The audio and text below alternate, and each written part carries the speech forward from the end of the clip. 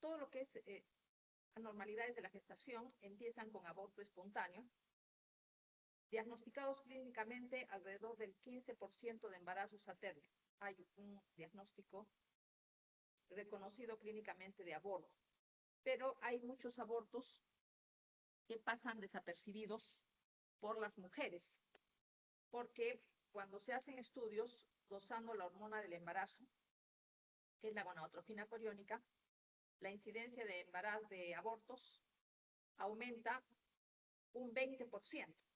Entonces, tenemos que un valor de incidencia de aborto más apropiada es la de 35%. El 35% de todos los embarazos pueden terminar en aborto. Las causas de aborto espontáneo, infecciones, rubiola, infecciones de la madre, ¿no? Rubiola, listeria, sífilis, toxoplasmosis, citomegalovirus, alteraciones mecánicas uterinas, leiomiomas, que impiden el desarrollo del útero durante el crecimiento del feto, incompetencia cervical, el orificio cervical externo se abre frente a la distensión del útero y eso da lugar al aborto. Anomalías citogenéticas del feto, enfermedades endocrinas maternas y alteraciones inmunológicas como enfermedades autoinmunes, incompatibilidad ABO, síndrome antifosfolípido. Todo aborto es incompleto. Siempre quedan restos trofoblásticos en el útero, por lo que hay una necesidad de curetaje después de aborto. Caso contrario, existe el riesgo de endometritis aguda, con la consiguiente enfermedad inflamatoria pélvica. Todo curetaje uterino posaborto debe examinarse patológicamente para descartar enfermedad trofoblástica gestacional, pero no para determinar la causa del aborto. A veces muchas personas piensan que el estudio patológico del legrado uterino es para saber la causa del aborto, pero no es así. Complicación del aborto provocado, aborto séptico. Termina, como ya estoy diciendo, en endometritis aguda y de allí pasa a la enfermedad inflamatoria pélvica que puede terminar en septicemia.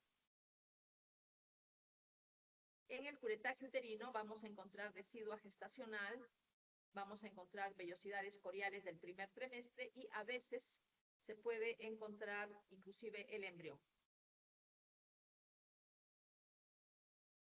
Pasamos después a embarazo ectópico tubario. Embarazo ectópico, ustedes saben que significa embarazo fuera, implantación del huevo fecundado fuera de la cavidad uterina. Lo más frecuente es que se implante en la trompa. ¿Cuál es la causa? Salpingitis crónica, lo que implica fibrosis de los pliegues, fusión de los pliegues, lo que da lugar a la retención del huevo fecundado. El huevo no puede avanzar libremente hacia la cavidad uterina, se retiene en la trompa. Otras causas, adherencias fibrosas rodeando órganos pélvicos por endometriosis. Puede haber también bloqueo de la trompa uterina por adherencias fibrosas. Infecciones previas con intervención quirúrgica. Por ejemplo, apendicitis aguda, que da lugar también a adherencias fibrosas pélvicas. Bloqueo de la trompa uterina por leiomiomas y uso del dispositivo intrauterino. Entonces, ¿dónde se ubica el embarazo ectópico con más frecuencia? En la trompa. Ahí se implanta. Cuando debería implantarse en la cavidad uterina. Otras ubicaciones. Tenemos el embarazo ectópico ovárico. Se implanta en el ovario. Embarazo ectópico en el cuerno uterino. El cuerno uterino es la zona donde la trompa uterina desemboca en el útero. Esta zona se llama cuerno uterino. Y el embarazo ectópico a dicho nivel se llama embarazo ectópico cornual. También se puede implantar en el cuello uterino, ¿no? En el cuello uterino se llama embarazo ectópico cervical. Y puede también implantarse en la cavidad abdominal, por ejemplo, en el peritoneo pélvico o en el meso de la trompa uterina.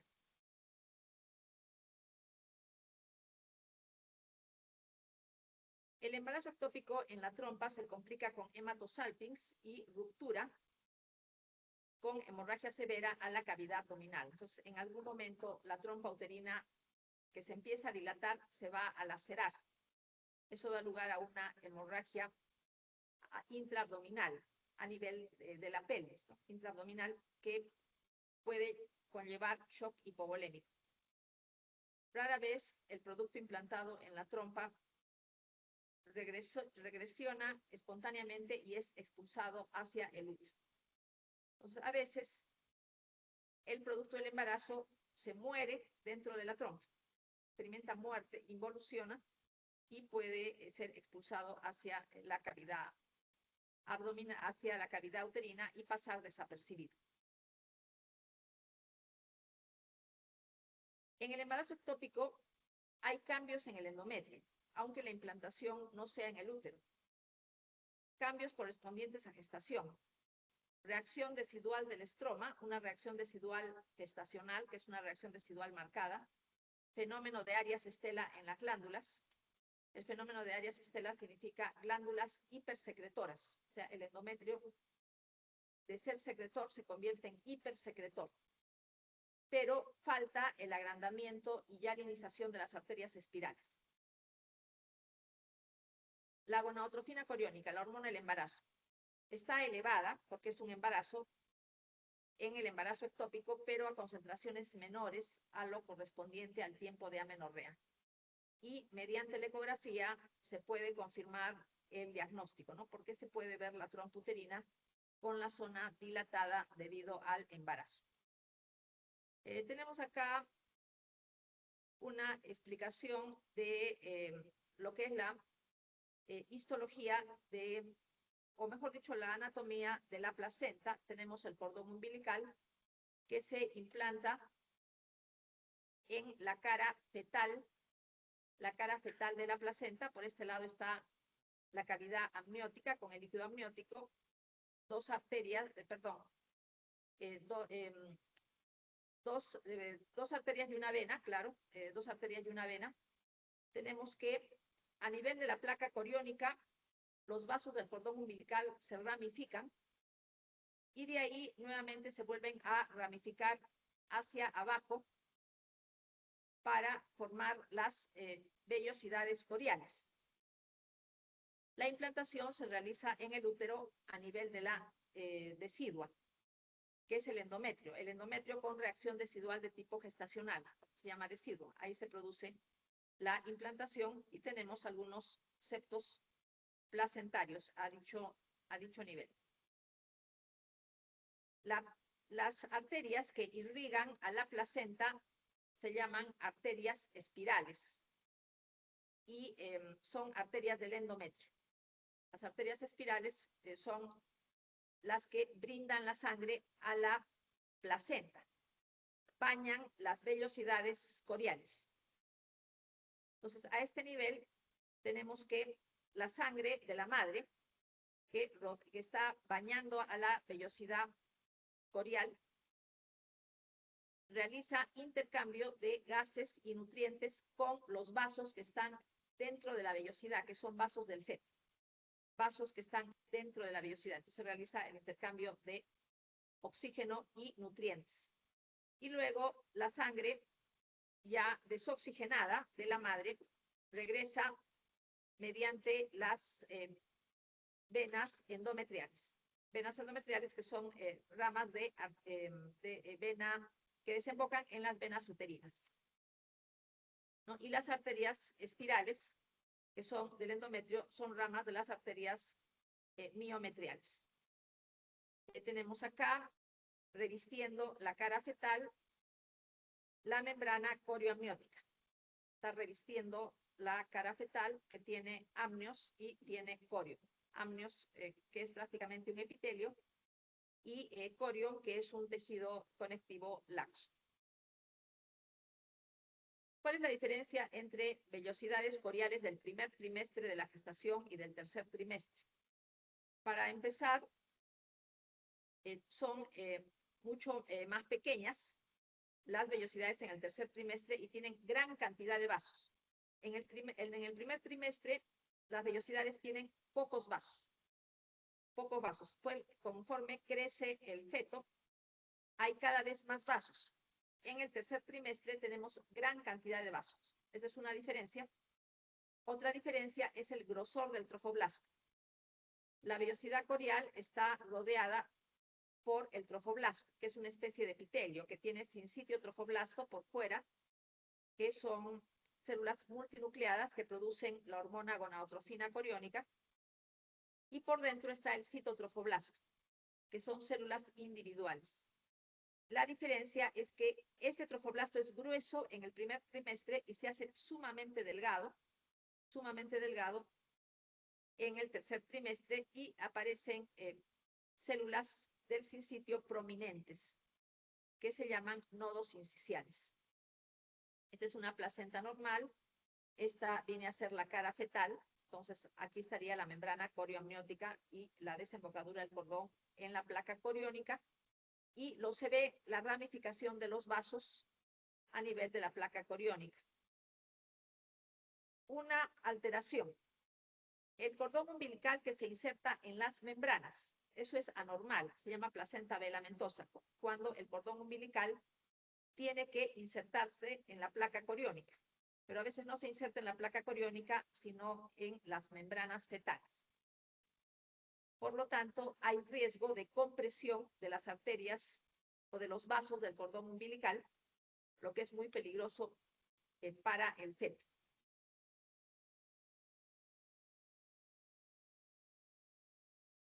Otra alteración, placenta subcenturiata. Hay un lóbulo principal y un lóbulo accesorio. Es como si hubiera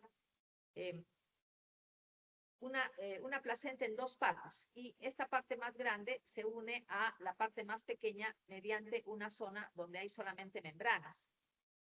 Tiene riesgo porque en esta zona donde hay membranas, estos vasos que están discurriendo pueden apretarse, dando lugar a isquemia del feto.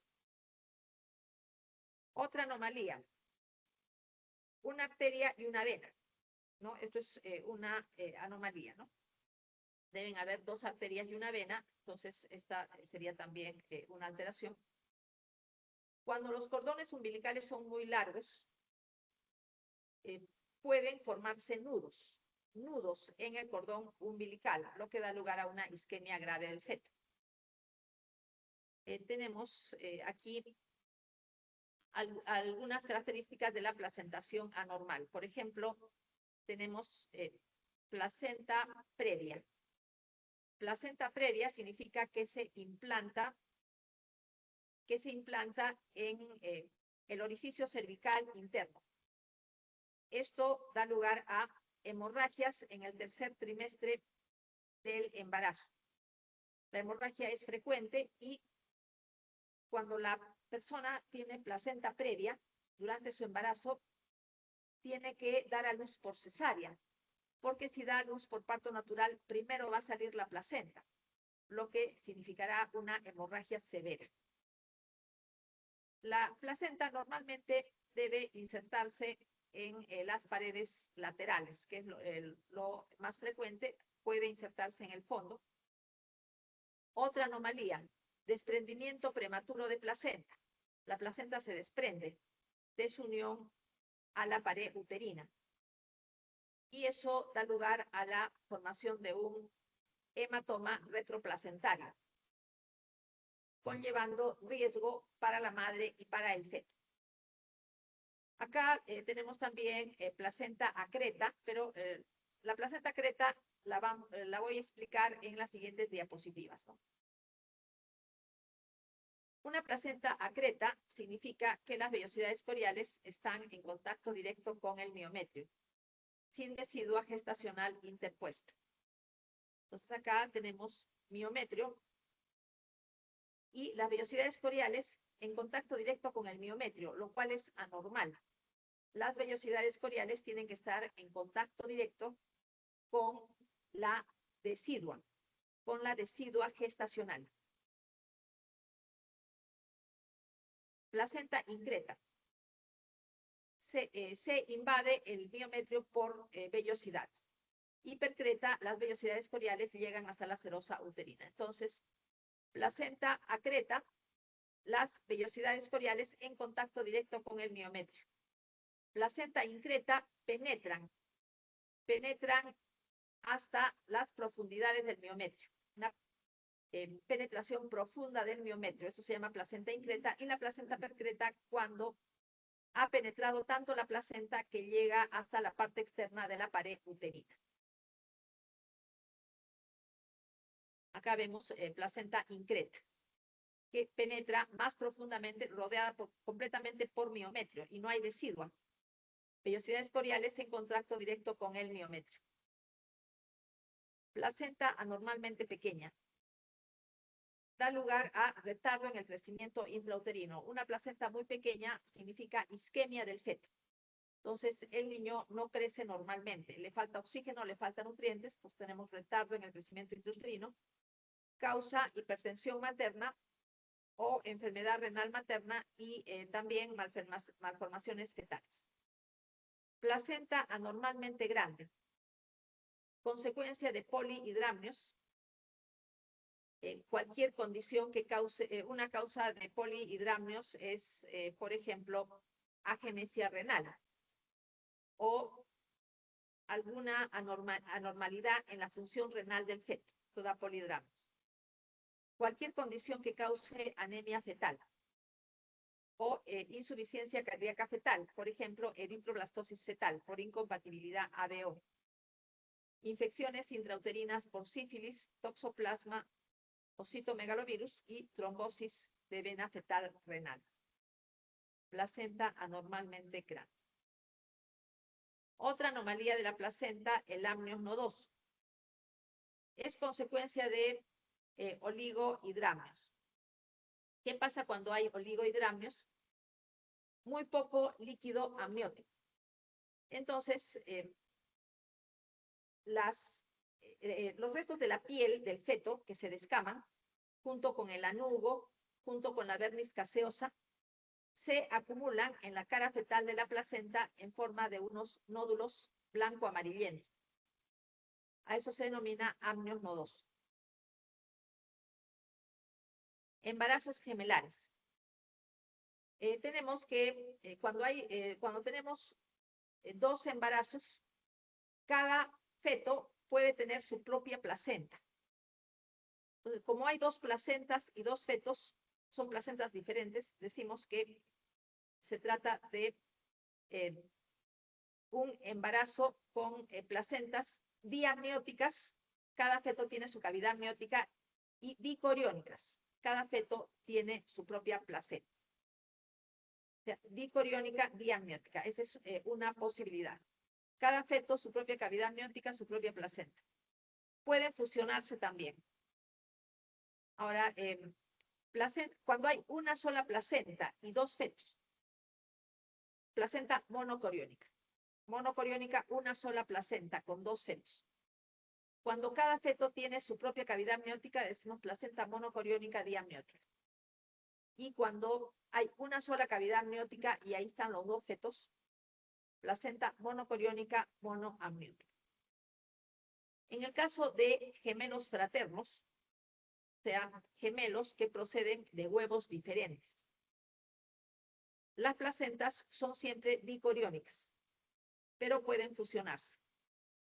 Pero cuando los gemelos son idénticos, o sea, proceden de un mismo huevo fecundado, las placentas son monocoriónicas. Entonces, o también pueden ser dicoriónicas. Hay las 2 posibilidades. Tenemos acá una placenta gemelar monocoriónica. Es una sola placenta. Diamniótica, 2 cavidades amnióticas con membranas fetales fusionadas. Dentro de una misma placenta tiene 2 inserciones de cordón umbilical, aunque es una sola placenta. El problema de las placentas monocoriónicas es el síndrome de transfusión gemelar, ¿no? Por anastomosis vasculares dentro de la placenta. Entonces puede ser que uno de los gemelos reciba un exceso de sangre y el otro reciba muy poca sangre. Es pequeño, tiene una isquemia severa, y el gemelo que recibe exceso de sangre está edematoso y tiene una insuficiencia cardíaca congestiva. Los dos gemelos pueden morir, o a veces muere solamente el gemelo que es más pequeño, el gemelo isquémico, y el otro nace vivo, pero con insuficiencia cardíaca y edema. Ese es el problema de las placentas monocoriónicas, ¿no? El síndrome de transfusión gemelar. Infartos placentarios. Necrosis coagulativa de vellosidades coriales por deficiencia circulatoria útero-placentaria. La zona infartada después experimenta cicatrización.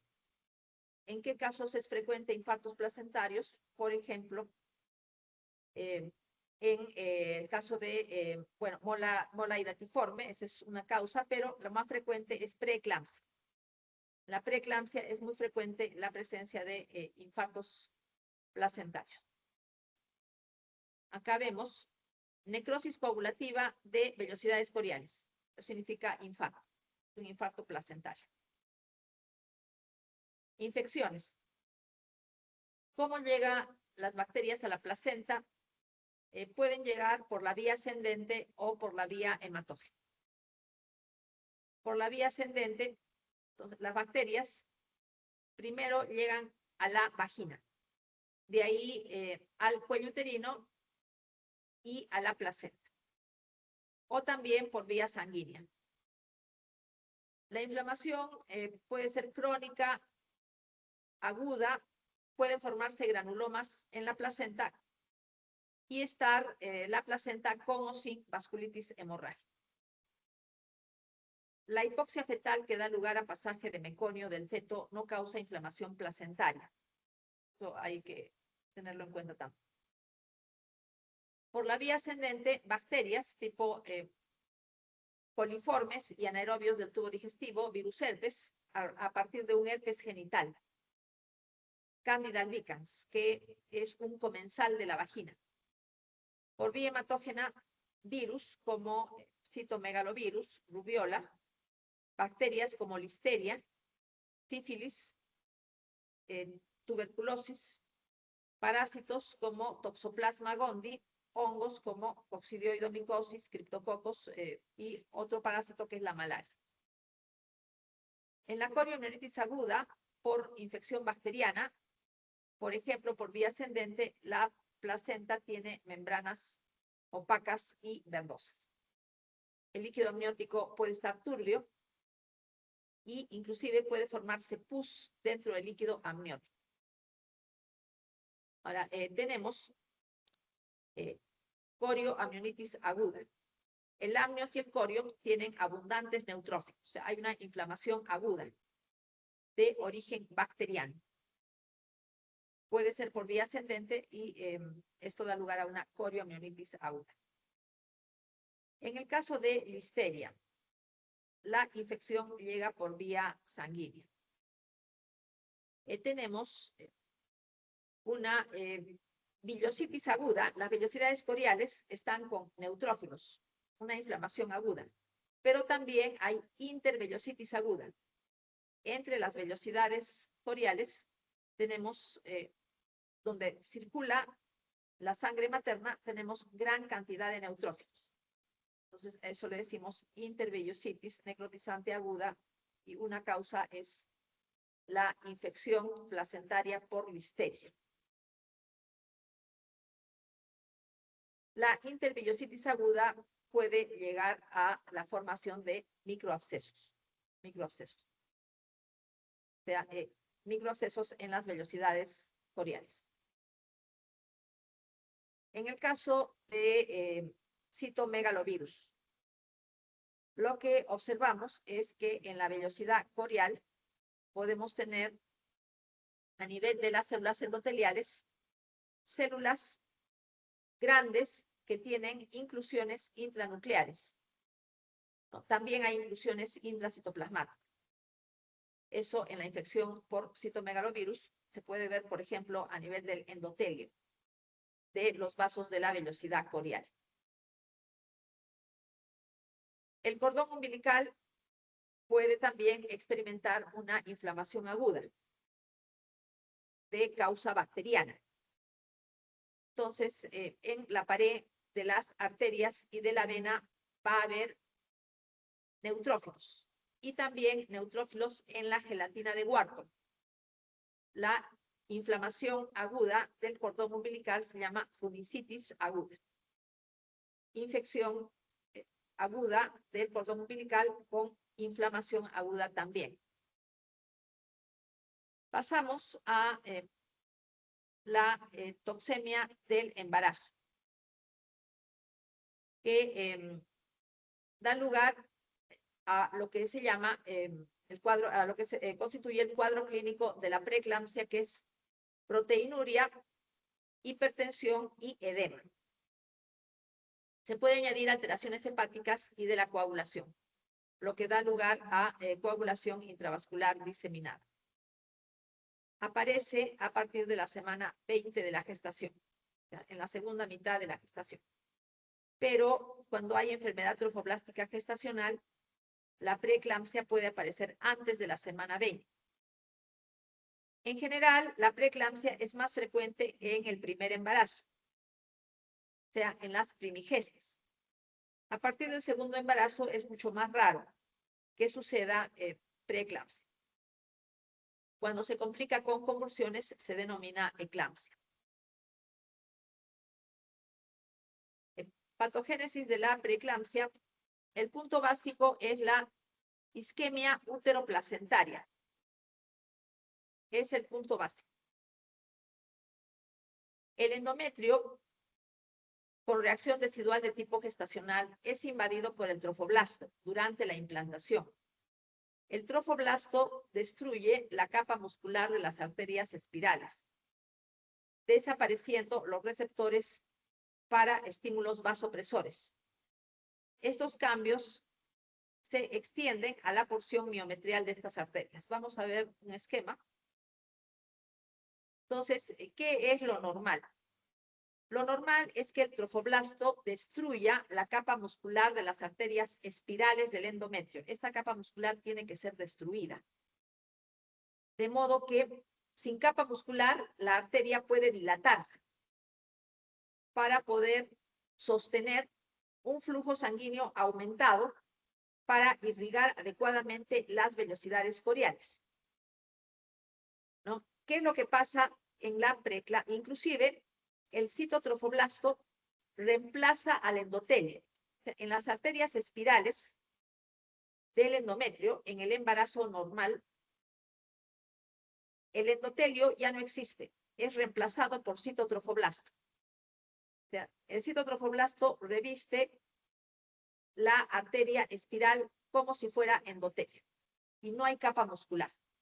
Entonces, la arteria se puede estirar, se puede dilatar para poder brindar la cantidad de sangre adecuada para el feto. Eso es lo normal. ¿Qué pasa en la preeclampsia? Falla la destrucción de la pared arterial de las arterias espirales del miometrio. No se destruye. La capa muscular queda gruesa y con una capa muscular gruesa, la arteria espiral no se puede dilatar adecuadamente. Al no dilatarse, brinda poca sangre para bañar las vellosidades coriales. Poca sangre llega al espacio intervelloso. Por lo tanto, el feto sufre isquemia y la placenta también está isquémica. Por lo tanto, la base de la preeclampsia es la isquemia uteroplacentaria. Los vasos están muy duros porque no se ha destruido la capa muscular. También se añade la disfunción endotelial, esto es parte de la preeclampsia, la disfunción endotelial, y hay un desequilibrio entre factores angiogénicos y antiangiogénicos. El desequilibrio consiste en que la placenta isquémica libera a la sangre materna un exceso de factores antiangiogénicos. Entonces, predominan los factores antiangiogénicos que están producidos por la placenta isquémica. Y esto no sucede en el embarazo normal, porque en el embarazo normal la placenta no está isquémica. Tenemos dos factores antiangiogénicos secretados por la placenta. La tirosina quinasa soluble, similar a FMS, las siglas son SFLT1. Esto es las siglas de tirosina quinasa soluble, similar a FMS. ¿No? S de soluble. Y F viene de FMS. Este es un factor antiangiogénico que inactiva al factor de crecimiento endotelial vascular.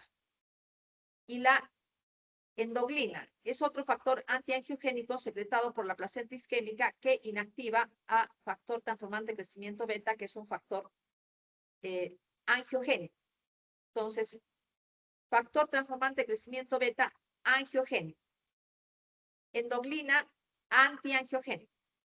Factor de crecimiento endotelial vascular angiogénico.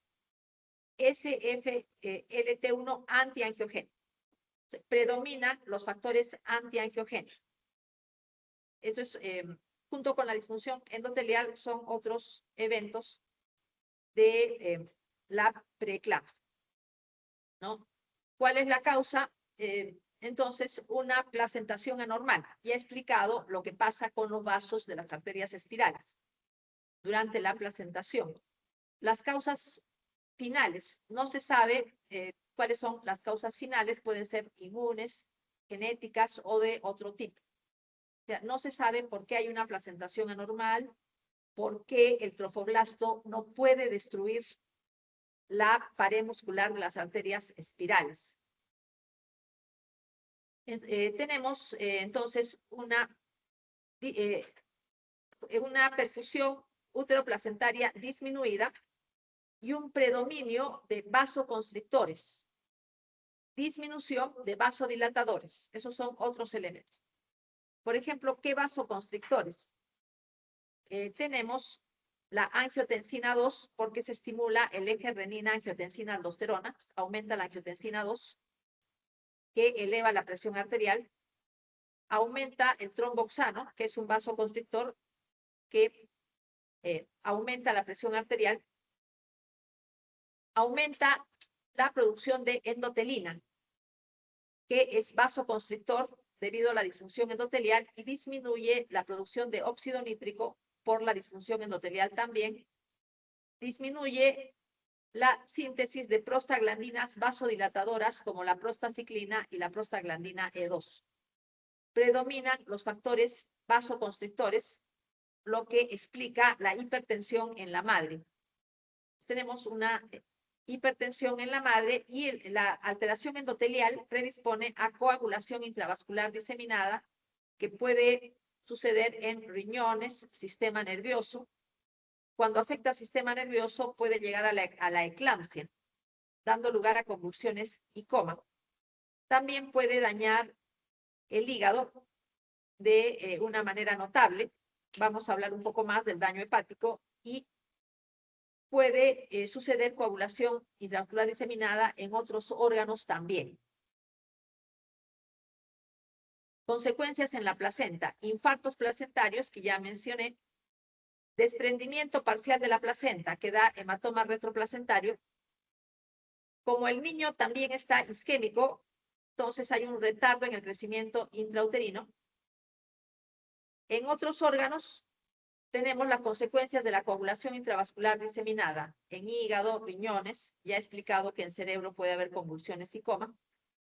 Son los 3 órganos afectados con mayor frecuencia. Ya son las 7:50.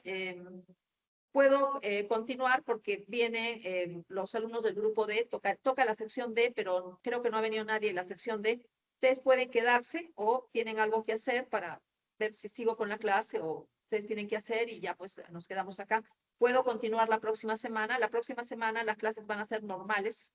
Voy a terminar lo que es patología del embarazo y voy a hacer patología de la glándula mamaria. ¿Qué dicen? ¿Pueden quedarse o se retiran? No sé qué es lo que deciden.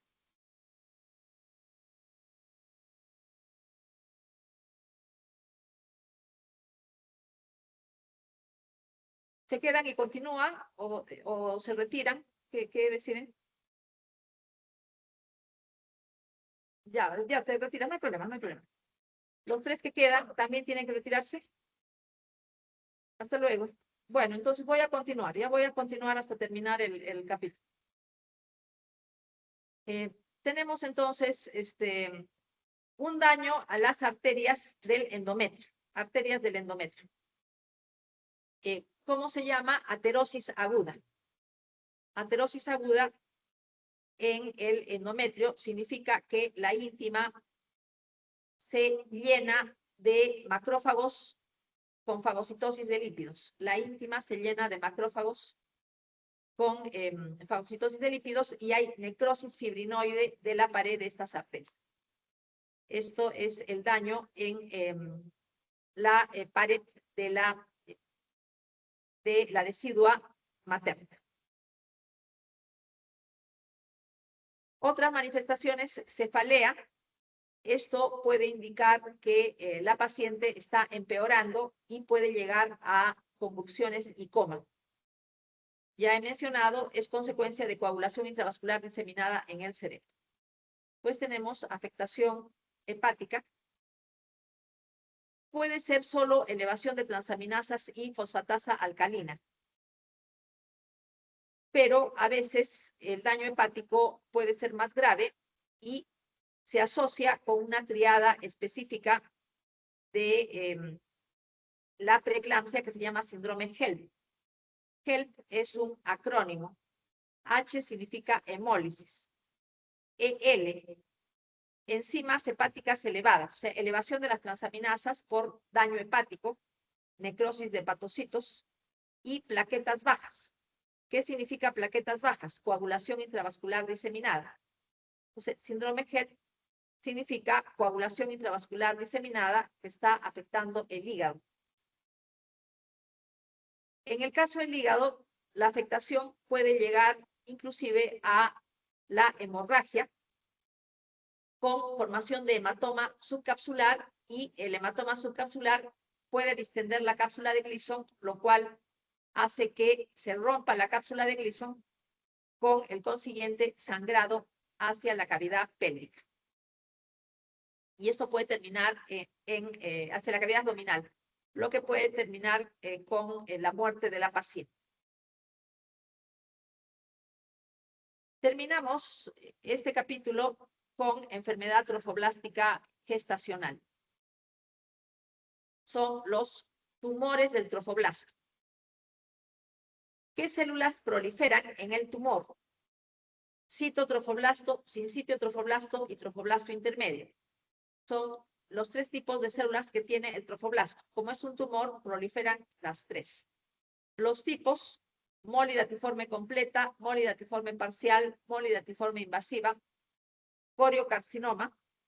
Dentro de la molidatiforme invasiva está también la molidatiforme metastásica. Coriocarcinoma, tumor trofoblástico del lecho placentario y tumor trofoblástico epitelioide. Empezamos con molidatiforme, que se caracteriza por proliferación del trofoblasto, con degeneración hidrópica de vellosidades coriales. Las vellosidades coriales se hinchan por edema, o sea, se acumula líquido.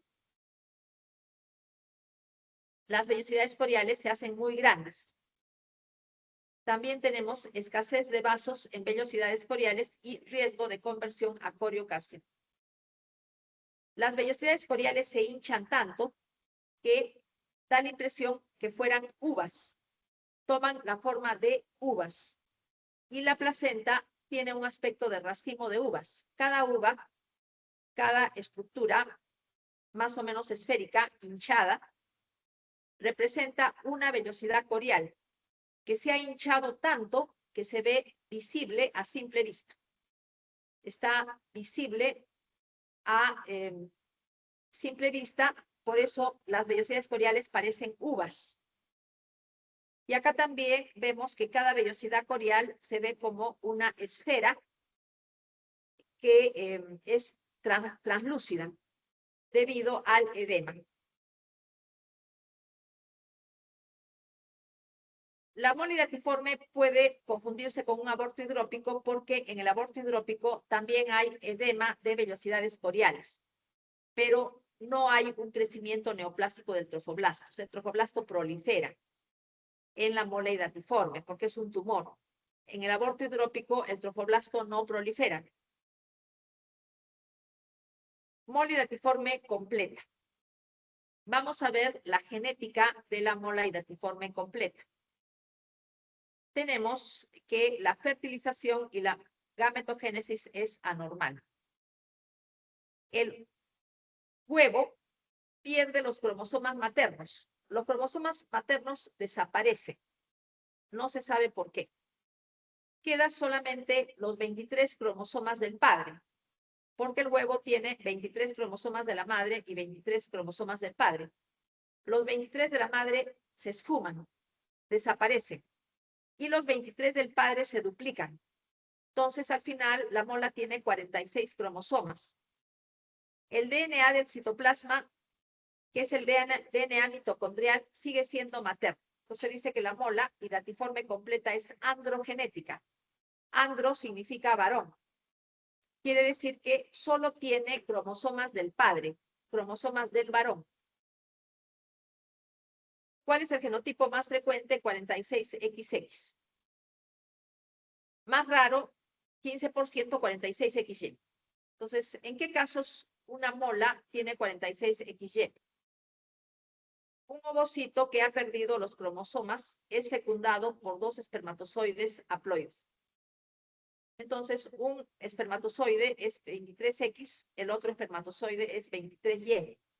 Los 2 cromosomas fecundan un solo ovocito que ha perdido los cromosomas de la madre.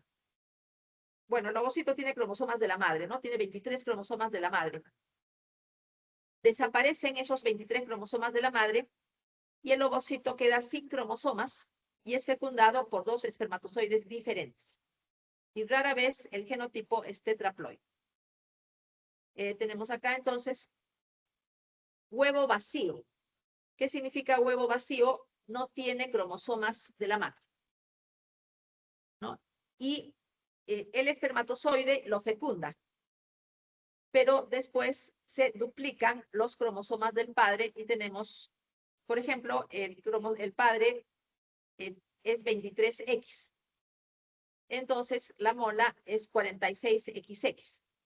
Sería una mola hidatiforme completa. Ahora, la otra posibilidad es que 2 espermatozoides, uno puede ser 23X y el otro puede ser 23Y. O a veces los dos son 23X. Entonces, el genotipo de la mola será 46XX. O puede ser 46XY. Muy raro es que sea 46YY. Eso es más raro. Esa es la mola hidatiforme completa. Más adelante vamos a ver cuál es la genética de la mola hidatiforme parcial. ¿Qué pasa con las vellosidades coriales? Son muy grandes, porque se dematizan, se llenan de líquido, se hinchan, tienen pocos vasos sanguíneos y el trofoblasto prolifera, rodeando la vellosidad. Una neoplasia del trofoblasto. Vemos acá. El estroma de la vellosidad corial tiene pocos vasos y el trofoblasto está proliferando, ¿no? Hay gran cantidad, gran volumen de tejido trofoblástico porque es un tumor del trofoblasto. Hay una forma por inmunohistoquímica de demostrar que la molidatiforme completa es androgenética. Se puede hacer por inmunohistoquímica. Se utiliza el marcador P57. P57 en el estroma de la vellosidad. Entonces, normalmente El P57 es un gen supresor tumoral. Inhibe el ciclo celular y sufre impronta en cromosomas paternos. Solo se expresa a partir de los maternos. Entonces, ¿qué pasa en la molidatiforme? En la molidatiforme P57, en la molidatiforme completa, nunca se expresa. P57 siempre es negativo, porque no hay cromosomas maternos. Y P57 solo se expresa a partir de los cromosomas maternos. Nunca se expresa a partir de los cromosomas paternos porque sufre una impronta genética. Por lo que la molidatiforme completa siempre es negativa para P57 en el citotrofoblasto y en las células del estroma de la vellosidad. ¿Qué es lo normal? Si la placenta es normal, P57 tiene que ser positiva en el citotrofoblasto y también en las células del estroma. La positividad sucede en el núcleo. Positividad en el núcleo. Aquí vemos también una placenta normal. Entonces, la positividad en el citotrofoblasto. Citotrofoblasto y en algunas células de el tejido conjuntivo de la vellosidad. ¿Qué pasa en la molidatiforme completa? P57, como ya dije, completamente negativo. Cuadro clínico de la molidatiforme completa. El útero es muy grande en comparación a lo que corresponde al tiempo de amenorrea. Hay niveles altos de hormona del embarazo para lo que corresponde al tiempo de amenorrea. O sea, grandes cantidades de hormona del embarazo para lo que corresponde al tiempo de embarazo. Y la gonadotrofina coriónica continúa ascendiendo después de la semana 14, cuando normalmente en el embarazo normal, después de la semana 14, más bien hay una disminución de la gonadotrofina coriónica. Y hay preeclampsia, que se inicia antes de las 20 semanas del embarazo. ¿Cómo se diagnostica? Dosando la gonadotrofina coriónica a su unidad beta, porque va a estar en exceso para el tiempo de amenorrea, y mediante ecografía. El diagnóstico con ecografía es muy sencillo porque se pueden ver las vellosidades coriales grandes y dilatadas. Diagnóstico de enfermedad trofoblástica gestacional persistente. ¿Cuál es el tratamiento de la mola? Es el curetaje uterino. Tiene que extraerse la totalidad del tejido placentario mediante curetaje uterino. Y después del curetaje uterino, debe haber una caída progresiva de la gonadotrofina coriónica. Para el día 60 no debe detectarse gonadotrofina coriónica. Si a los 2 meses de haber realizado el curetaje uterino, la hormona del embarazo sigue elevada en sangre, se hace un diagnóstico de enfermedad trofoblástica gestacional persistente. Y debe suceder una quimioterapia. La paciente debe recibir quimioterapia. Los niveles altos de gonadotrofina coriónica dan lugar en los ovarios a los quistes teca-luteicos. Molidatiforme parcial. Existe embrión. La molidatiforme completa no tiene embrión, es solamente placenta. La placenta está sola, no hay embrión. En la forma parcial hay un embrión. Las vellosidades coriales edematosas se mezclan con otras de morfología normal. Igualmente, la mola parcial significa proliferación del trofoblasto, pero en menor grado que la molidatiforme completa. O sea, es un tumor también del trofoblasto, pero la proliferación es de menor grado. Mínimo riesgo de transformación en coriocarcinoma con la mola parcial. La mola completa tiene mucho riesgo, mucho mayor riesgo de transformación en coriocarcinoma, que es un tumor maligno del trofoblasto. Los valores de gonadotrofina coriónica en sangre solamente ligeramente elevados en relación a lo normal. Tenemos acá la mola parcial, también están hinchadas las vellosidades coriales, pero el trofoblasto tiene una proliferación de menor grado, proliferación de menor intensidad. Y en la molidatiforme parcial, las vellosidades coriales edematizadas se intercalan con otras de morfología normal. Pues tenemos una mezcla de vellosidades coriales normales y vellosidades coriales edematizadas. El genotipo, la molidatiforme parcial es triploide, 69XXX o 69XXY. El material extra proviene del padre. Se dice triploidía diándrica. O sea, andro significa varón. O sea, de la triploidía tenemos una dosis de 23 cromosomas de la madre y 2 dosis de 23 cromosomas del varón. Entonces, tenemos aquí el molidatiforme parcial.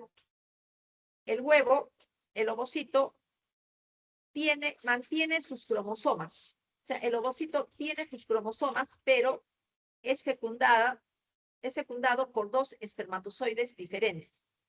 De ahí viene que la molidatiforme parcial sea triploide y la molidatiforme completa sea diploide. A veces puede ser tetraploide, pero generalmente es diploide. Y puede haber varias posibilidades, 69XXX, 69XXY, más raro, 69XYY. Ahora, en la molidatiforme parcial hay embrión, pero el embrión tiene múltiples anormalidades.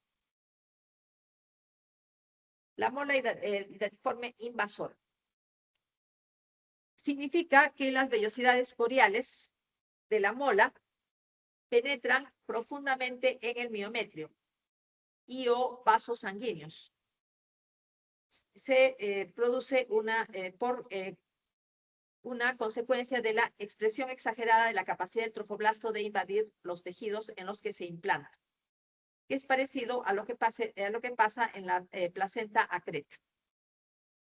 Tenemos entonces que las vellosidades coriales de la mola penetran en el miometrio de manera profunda. A eso llamamos molidatiforme invasora o también corioadenoma destruens. La invasión puede ser tan profunda que llega a la perforación uterina.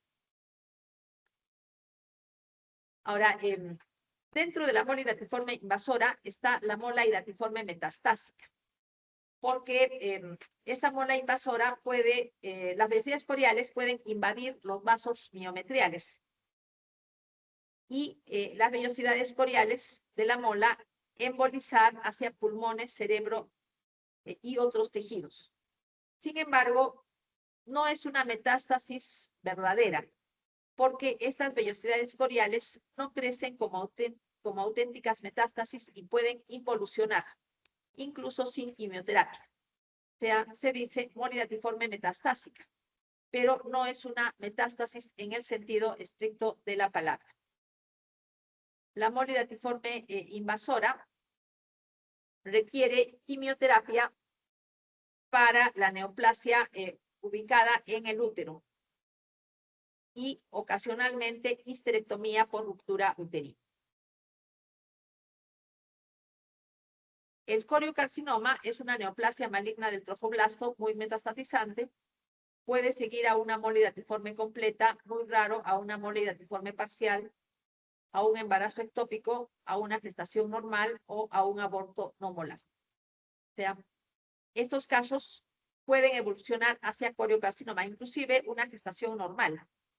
Después, esta mujer puede aparecer con un coriocarcinoma, pero se dice coriocarcinoma gestacional para diferenciarlo del coriocarcinoma oval. No existen vellosidades coriales, a diferencia de molidatiforme. Coriocarcinoma no hay vellosidades coriales. Citotrofoblasto y sincitotrofoblasto malignos están mezclados.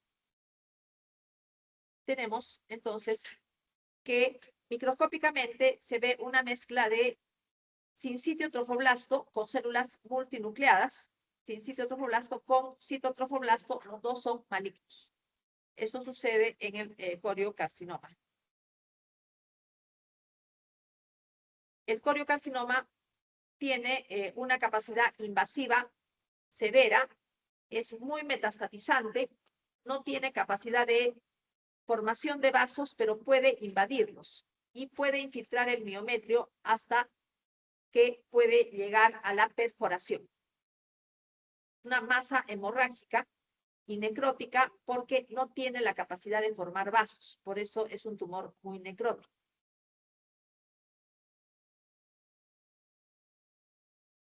Las concentraciones de la hormona gonadotrofina coriónica son muy elevadas y sirven para controlar la efectividad del tratamiento.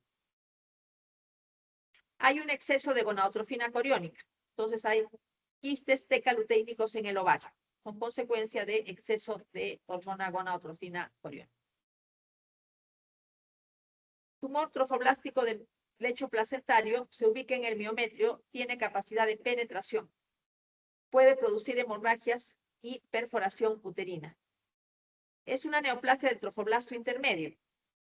Recordamos que el trofoblasto es de tres tipos: citotrofoblasto, sincitio trofoblasto y trofoblasto intermedio.